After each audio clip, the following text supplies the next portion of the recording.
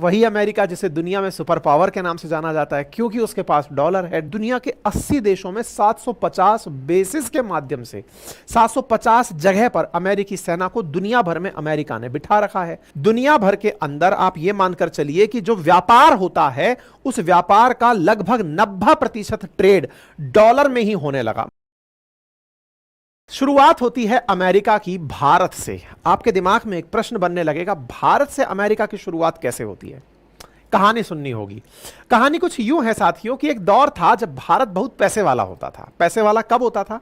जब चीन का सिल्क बेचने भारत के व्यापारी जाया करते थे यूरोप। यूरोप जाने के लिए वो तुर्की का रास्ता अपनाया करते थे। तुर्की के पास में बॉस्फोरस स्ट्रेट को क्रॉस करके वाया कुस्तुनतुनिया यूरोप में एंट्री किया करते थे। लेकिन जब तुर्क लोगों को या ऑटोमन एम्पायर को यह समझ में आने लगा कि भारत के लोग बहुत पैसे वाले व्यापारी हैं, ये यूरोप से अपना रेशम बेच करके या फिर यहां से लाए हुए मसाले या कीमती सामान बेच करके बढ़िया पैसा कमा के जाते हैं, तो उन्होंने भारत को लूटने का प्लान बनाया। यही कारण है कि मध्यकालीन भारत में बहुत सारे हमले हुए। जितने भी तुर्क मंगोल और ये सब चलकर आए, ये इसी उम्मीद में आए थे कि भारत सोने की चिड़िया है, क्योंकि यहां पर बड़े व्यापारी लोग रहते हैं, यहां पर इतना व्यापार करके पैसा कमाया हुआ है कि चल के अगर लूट लिया तो भी हमारा घर चल जाएगा। जो पाकिस्तान आज आप देखते हैं ये असल में भारत हुआ करता था। भारत के अंदर दक्षिण भारत तक अथाह पैसा था। सोचिए, हम पर इतना शासन हुआ, मध्यकालीन भारत पर संपूर्ण शासन विदेशियों का रहा, उसके बाद में आधुनिक भारत में 200 साल तक अंग्रेजों का शासन रहा, उसके बावजूद हमें इतना किसी ने शोषण किया हो, उसके बावजूद भारत 75 साल की आजादी में दुनिया की चौथी बड़ी इकोनॉमी बनकर खड़ा हो गया है, पांचवी बड़ी इकोनॉमी बनकर खड़ा हो गया, अगले 5 सालों में तीसरी बड़ी इकोनॉमी बन जाएगा, अगले 40 सालों में दुनिया की नंबर 1 इकोनॉमी बन जाएगा। तो अंदाजा लगाइए कि भारत क्या था, क्या रहा होगा। इस पर एक बार कल्पना करिए। यह कल्पना आज आपके लिए संभव है थोड़ा मुश्किल टास्क हो, लेकिन यूरोपियंस के लिए यह बड़ा टास्क था। कैसे था? असल में हुआ क्या कि जब कुस्तुनतुनिया पर ऑटोमन एम्पायर ने कब्जा कर लिया, तो फिर बहुत बड़ी संख्या में यूरोपियंस को दिक्कत हो गई कि इंडिया से व्यापार कैसे हो। तब तक समुद्री मार्ग खोजे नहीं गए थे। समुद्री मार्ग नहीं खोजे गए थे तो भूमध्य सागर में एक देश था इटली, जिसे यूरोप के अंदर, क्योंकि इंडिया से जाने वाला अधिकांश सामान वाया ग्रीस इटली पहुंचता था, तो इटली में बड़े प्रबुद्ध लोग रहा करते थे, पैसे वाले लोग। ये यूके फूके तो कोई पूछता भी नहीं था, इटली की बड़ी वैल्यू हुआ करती थी। तो इटालियन लोग जो थे वो इस तलाश में निकले कि पानी से भी जा करके इंडिया पहुंचा जा सकता है। इसी की तलाश में क्रिस्टोफर कोलंबस सबसे पहले बाहर निकले। क्रिस्टोफर कोलंबस एक इटालियन नाविक थे और वो एक नेविगेटर 3-4 जहाज लेकर के भारत की तलाश में निकल लिए। भारत की तलाश में निकले, अटलांटिक ओशन क्रॉस किया, चलते रहे। उन्हें लगा धरती गोल है तो यूरोप से अगर दूसरी तरफ भी जाएंगे तो इंडिया पहुंच जाएंगे। उन्हें नहीं पता था कि बीच में एक अमेरिकी जैसा कॉन्टिनेंट भी आ जाएगा। क्रिस्टोफर कोलंबस इंडिया की तलाश में जब निकले तो पश्चिम की तरफ यात्रा करते हुए उनका जिस जगह से वास्ता हुआ, वो आज जिसे आप अमेरिका कहते हैं, वो असल में इंडिया के नाम पर ही तलाशा गया था। साथियों, अमेरिका में सबसे पहले क्रिस्टोफर कोलंबस पहुंचे 1492 में, और यहां पर पहुंच करके उन्होंने इंडिया की खोज के नाम पर अमेरिका की खोज की। यह मानते हुए कि ये जो लोग यहां मिले हैं ये इंडिया वाले हैं, उन्होंने अमेरिकन्स को इंडियंस ही कहा कि ये तो इंडिया वाले हैं। हालांकि बाद में इस क्रोनोलॉजी को बदल दिया गया, कहा गया कि जो ग्रामीण लोग होते हैं, गांव से जुड़े होते हैं, पुराने लोग होते हैं, उन्हें इंडियन कहा जाता है। लेकिन इंडिया की खोज में अमेरिका के लोगों को रेड इंडियन कहा गया। कोई बात नहीं साहब, क्रिस्टोफर कोलंबस पहुंच गए। इसके तुरंत बाद यहां पर यूरोप के और देश धीरे धीरे पहुंचना शुरू हुए, जिसमें काम शुरू हुआ। जिस तरह से इटली गया, स्पेन गया, ब्रिटिश गया, फ्रांस गया, एक बड़ी संख्या में इस पूरे की पूरे अमेरिकी कॉन्टिनेंट पर ब्रिटिशर्स की कॉलोनी बनना शुरू हो गई, फ्रांस की कॉलोनी बनना शुरू हो गई, स्पेन की कॉलोनी बनना शुरू हो गई। कॉलोनियों का बनना शुरू हुआ। देखते ही देखते अमेरिका के अंदर लगभग 13 ऐसी कॉलोनियां थी जो ब्रिटिशर्स ने बसा ली। 1400 से चला हुआ, लगभग 1500 से चला हुआ यह कालखंड धीरे धीरे चलता गया। इस पूरे अमेरिकी कॉन्टिनेंट पर यह यूरोपियंस ने आकर कब्जा कर लिया। मैं आपको कई बार कहता हूं कि अमेरिका कुछ और नहीं अपितु वेस्टर्न वर्ल्ड या अन्य की यूरोपियंस ही हैं। तो वो यहीं से तथ्य जो है वो डिराइव होता है कि वो किस प्रकार से यहां से वहां तक के सफर पर गए थे। यानी कि यहां से यहां तक का जो सफर है, इसके लिए यूरोपियंस इटली से निकले, फ्रांस से निकले, यूके से निकले और यहां जाकर के बस गए थे। ये वो दौर था, इसको क्रॉस करके ये लोग गए थे। कोई बात नहीं साहब, इंडिया की तलाश में गए थे लेकिन एक नया कॉन्टिनेंट इनको मिल गया। धीरे धीरे ये लोग यहां जाकर आपस में ही झगड़ना शुरू कर दिए, आपस में झगड़ना शुरू कर दिए, यहां के बड़े क्षेत्रों को कब्जाना शुरू कर दिए। थे तो सारे के सारे ये लोग व्यापारी और लुटेरे ही, यहां जाकर अपना प्रभुत्व की लड़ाई लड़ने लगे, आपस में लड़ाइयां शुरू होने लगी। लड़ाइयों का अंत यह निकला कि 1783 के अंदर यहां पर अमेरिका में रह रहे जो ये लोग थे यूरोपियंस, इन्होंने खुद से ब्रिटेन से अपनी आजादी मांग ली। देखो, ब्रिटिशर्स यहां से निकलकर यहां पर राज किए, ब्रिटिशर्स यहां से निकलकर अपन पर राज किए, और तो और ब्रिटिशर्स यहां से निकलकर ऑस्ट्रेलिया पर राज किए, ब्रिटिशर्स यहां से निकलकर अफ्रीका पर राज किए। मतलब आप यह सोचिए कि ब्रिटिशर्स ने दुनिया भर में राज किया है। यहां ऑस्ट्रेलिया आज जो आप देखते हो वो है कौन? वो ब्रिटिशर्स ही हैं। अमेरिका में जिन्हें देखते हो अधिकांश लोग ब्रिटिशर्स हैं। इस तरह से यहां के लोग जो यहां गए उन्होंने ब्रिटेन से ही स्वतंत्रता मांग ली कि हम अलग रहना चाहते हैं। 1783 के अंदर अमेरिका आजाद हो गया। जब इंडिया में प्रभुत्व फैलना भी शुरू नहीं हुआ था उससे पहले अमेरिका आजाद हो गया था। 1787 में अमेरिका ने अपना संविधान बना लिया, 1789 में लागू कर दिया, जॉर्ज वाशिंगटन को पहला राष्ट्रपति बना दिया। अब आप पूछेंगे ये सब आप हमें क्यों बता रहे हो? मैं आपको केवल इसलिए बता रहा हूं ताकि आपको यह पता चले कि अमेरिका असल में है कौन। आपको जो लगता है कि अमेरिका वाले कहीं और से निकलकर आ गए, नहीं, अमेरिका में सारे माइग्रेंट्स ही भरे हुए हैं और विशेष रूप से यूरोपियंस भरे हुए हैं जो वहां पर कब्जा जमाए हुए हैं। 4 जुलाई 1776 को आजादी के घोषणा पत्र पर अमेरिका से संयुक्त राज्य अमेरिका बनने की घोषणा हो जाती है। जॉर्ज वाशिंगटन राष्ट्रपति थे जो बन गए यहां पे। धीरे धीरे अमेरिका ने अपने पैसे से आसपास के क्षेत्र खरीदने शुरू किए। खरीदने में अमेरिका ने लुइसियाना जो है उसको फ्रांस से खरीदा, 1819 में स्पेन से फ्लोरिडा खरीदा, 1845 में टेक्सास को खरीदा, 1848 में मैक्सिको पर कब्जा किया, 1867 में अलास्का को खरीदा।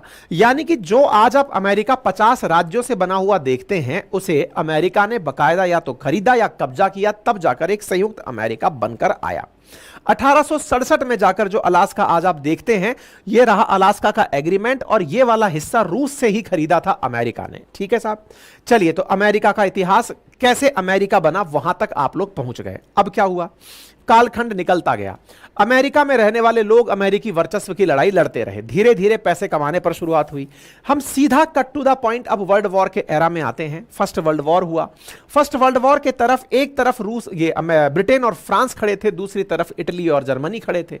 इन दोनों के युद्ध में अमेरिका गए हुए ब्रिटिशर्स जो अब अमेरिकी कहलाते थे वो अपने लेवल पर असलाह बना बनाकर इन लोगों को लड़ने के लिए देते रहे। परिणाम यह निकला कि अमेरिका में पैसा जाता रहा और ये लोग लड़ लड़ के बर्बाद होते रहे। इसकी और मजबूती यह निकली कि उस समय अमेरिका का मार्केट 44 महीने तक एकदम हाई बना रहा। यानी कि शेयर मार्केट इस युद्ध के अंदर अमेरिका का सबसे ऊंचाइयों को छूता रहा। सेकेंड वर्ल्ड वॉर में तो अमेरिका ने रहा सहा कसर ना केवल वेपन बेचकर बल्कि जापान पर परमाणु बम गिराकर पूरी तरह से दुनिया को अपने नीचे झुकाकर खड़ा कर दिया कि देखिए दुनिया पर राज करने वाले लोग हम ही हैं। तो सेकेंड वर्ल्ड वॉर 1945 को जब खत्म हुआ तो विजेता राष्ट्रों में जहां अमेरिका, यूएसएसआर, फ्रांस और यूके बैठे हुए थे, यूएसएसआर अमेरिका से इस बात पर नाराज हो गया कि यार आपने परमाणु बम बनाया और हमें बताया तक नहीं, आपने हिरोशिमा नागासाकी पर बम गिराया, हमें बताया तक नहीं, हम आपके साथ 6 साल से युद्ध लड़ रहे हैं, आपके साथ मिलकर के हम जर्मनी को, इटली को, जापान को हराने का युद्ध लड़ रहे हैं, आपने जाकर बम गिरा दिया और हमें कोई सूचना ही नहीं है। इस बात पर नाराजगी हुई और इसी नाराजगी को कोल्ड वॉर के नाम से जाना जाता है। अमेरिका तब तक वेपन बेचकर इतना पैसा कमा चुका था कि यूएसएसआर को हराने के लिए एक विचारधारा की लड़ाई शुरू करी, और उस विचारधारा की लड़ाई में यूएसएसआर जहां साम्यवादी विचारधारा लेके निकला, अमेरिका पूंजीवादी विचारधारा लेके निकला। दोनों आपस में झगड़ने लगे। झगड़ने के लिए फ्रंट में एक दूसरे के तो कोई नहीं आया क्योंकि दोनों एक दूसरे की ताकत से अवगत थे, लेकिन दुनिया के देशों को लड़ाना शुरू किया। उसी में भारत पाकिस्तान का लड़ना, जापान और कोरिया का लड़ना, दुनिया भर के देशों का आपस में भिड़ना उसी का परिणाम था। परिणाम यह निकला कि धीरे धीरे अमेरिका और रूस एक दूसरे के सामने झगड़ते झगड़ते रूस इतना कमजोर पड़ गया कि वर्ष 1991 में यूएसएसआर यानी सोवियत रूस टूटकर 15 देशों में बट गया। उनमें से सबसे बड़ा देश रूस बना, 1991 में रूस बनकर बैठ गया। आज जो आप रूस देखते हैं वो 1991 में कोल्ड वॉर खत्म होने के बाद बना हुआ रूस है। रूस बच तो गया और उस दिन उसने अपनी परंपराओं में, परिपाटियों में परिवर्तन किया कि यार हम लोग बहुत देर तक कम्युनिस्ट नहीं रह सकते, हम गरीबों की बात कर जरूर सकते हैं, लेकिन गरीबों को अधिकार के रूप में सत्ता चलाने नहीं दे सकते। पूंजीवादियों को स्थान देना पड़ेगा, प्राइवेट कंपनियों को स्थान देना पड़ेगा, उन्हें प्रोग्रेस करनी देनी पड़ेगी, जो टैलेंटेड हैं उन्हें उनका स्थान देना पड़ेगा। और यही करते हुए रूस ने विचारधारा में परिवर्तन किया। रूस की विचारधारा में परिवर्तन और इधर जापानी आतंक से मुक्त हुआ चीन माओ जेडोंग के नेतृत्व में तेजी से आगे बढ़ने लगा। माओवाद को लेकर जो चीन आगे बढ़ रहा था, यह किसी ने नहीं सोचा था कि एक समय पर आजाद हुआ भारत और चीन इतना ज्यादा एक दूसरे से पिछड़ जाएंगे। आज चीन जहां खड़ा हुआ है, भारत उसके मुकाबले कई गुना नीचे खड़ा हुआ है। लगभग 4 टाइम्स तो हम चीन से पीछे हैं। चीन ने अपनी नीतियों में जिस दृढ़ता से अपने आप की पालना की, वो आज दुनिया के सामने, अमेरिका के आंखों के सामने किरकिरी बनकर खड़ा हुआ है। साथियों, रूस, चीन और इंडिया जिस तरह से कोल्ड वॉर के बाद बढ़ने लगे, धीरे धीरे अमेरिका के वर्चस्व को चुनौती का रूप स्वीकार करने के लिए मजबूत करने लगे। इसी बीच में अमेरिका ने एक काम और किया। ना केवल इस तरीके से, बल्कि अमेरिका ने दुनिया पर प्रभुत्व को कायम करने के लिए डॉलर की कहानी भी रची। अब यह डॉलर की कहानी क्या थी? असल में अमेरिका जब दुनिया को कर्जा दे रहा था सेकेंड वर्ल्ड वॉर के समय, सेकेंड वर्ल्ड वॉर खत्म होने के बाद उसने 2 बैंक बनाई। एक का नाम रखा वर्ल्ड बैंक और एक का नाम रखा IMF, और कहा कि दुनिया के देशों को जितना पैसा चाहिए इन बैंकों से ले लो, धन डॉलर में मिलेगा। डॉलर एक करेंसी है, लेकिन इतनी ही करेंसी के रूप में हमने गोल्ड अपने रिजर्व में रखा हुआ है। आपको जानकर आश्चर्य होगा, अमेरिका ने जितना डॉलर मार्केट में निकाला, लोगों से यह कह के निकाला कि ये जो कागज का टुकड़ा डॉलर है ना, इसका मतलब है कि इतना ही गोल्ड हमारे पास रखा हुआ है। यानी कि gold is equals to dollar है। जब मर्जी पड़े डॉलर देना और गोल्ड ले जाना। सोचकर देखो कि अगर कोई आपको यह विश्वास दिला दे कि जितना डॉलर उतना गोल्ड है, तो सोचिए अमेरिका के पास कितना गोल्ड होगा। गोल्ड के स्थान पर एक कागज में व्यापार तो हो रहा था, लेकिन अमेरिका ने दुनिया को कह दिया था कि मेरे पास इतना गोल्ड है। और इस गोल्ड के लिए 1944 में बकायदा ब्रेटन वुड घोषणा पत्र में यह जानकारी दे दी। यह तो 1971 के अंदर जब अमेरिका के राष्ट्रपति ने गोल्ड वर्सेस डॉलर की कन्वर्टेबिलिटी जब बंद की, तब जाकर डॉलर थोड़ा सा कमजोर पड़ा। अदरवाइज 1971 तो डॉलर, मतलब यह समझिए कि डॉलर और गोल्ड एक ही बात मानी जाती थी। ठीक है साहब, दुनिया भर के अंदर आप यह मानकर चलिए कि जो व्यापार होता है, उस व्यापार का लगभग 90% ट्रेड डॉलर में ही होने लगा। मतलब इतना ज्यादा डॉलर ही डॉलर चलने लगा, क्योंकि सब तरफ गोल्ड का ही पर्याय बन चुका था डॉलर। यही कारण है कि दुनिया के जीडीपी में नंबर 1 पर ट्रेंड करता है। 2024 के अंदर उसकी जो जीडीपी है वो 28 ट्रिलियन डॉलर की मानी गई है। यानी कि भारत से लगभग 4 गुना बड़ी इसकी जीडीपी है। इसकी जीडीपी के साथ साथ चाइना की जीडीपी फिलहाल के लिए देख लेना, इसकी 3/4 तो चीन वालों ने भी अपनी जीडीपी बना ली है। इतनी बड़ी जीडीपी वाला अमेरिका दुनिया में ना केवल पैसे से बल्कि अपनी सेना से भी वर्चस्व बना के रखता है। दुनिया के 80 देशों में 750 बेसिस के माध्यम से 750 जगह पर अमेरिकी सेना को दुनिया भर में अमेरिका ने बिठा रखा है। इसका अर्थ आप यह समझिए कि अमेरिका इकलौते जापान के अंदर 120 से ज्यादा अमेरिकी बेसिस बनाकर बैठा हुआ है। यहां पर लगभग 53,000 से ज्यादा अमेरिकी सैनिक एनी टाइम रहते हैं। ऐसे ही जर्मनी, साउथ कोरिया, गुआम, इन सब देशों के अंदर अमेरिकी सैनिक पूरे समय विराजमान रहते हैं। यूएस के मिलिट्री बेसिस चाहे गल्फ कंट्रीज में हो, चाहे जापान, साउथ कोरिया में हो, चाहे यूरोप में हो, सेंट्रल अमेरिका, कैरिबियन जगह पर हो, हर जगह अमेरिका ने, मैंने कहा ना, 80 देशों में अमेरिका ने अपनी सेना बिठाकर रखी हुई है। 80 देशों में बैठी हुई अमेरिकी सेना है कितनी?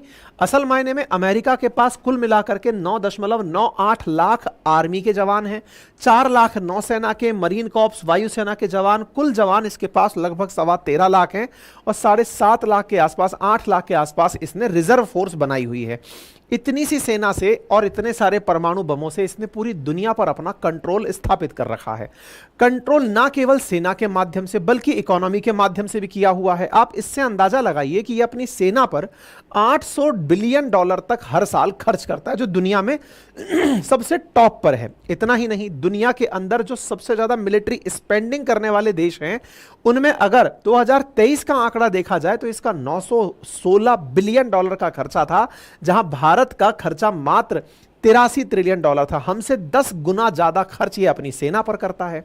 यही कारण है कि अमेरिका ताकतवर कहलाता है। क्यों कहलाता है? क्योंकि सेना ताकतवर हो गई, दुनिया भर में सेना के बेसिस हो गए, सेना पर खर्चा ज्यादा हो गया, ट्रिलियन में इकोनॉमी बड़ी हो गई, और साथ ही साथ दुनिया की सबसे पावरफुल कंपनियां, जो कि चाहे एप्पल हो, चाहे यूनाइटेड हेल्थ हो, चाहे दुनिया के अरबपतियों की संख्या हो, ये सब अमेरिका के पक्ष में है। धन्यवाद।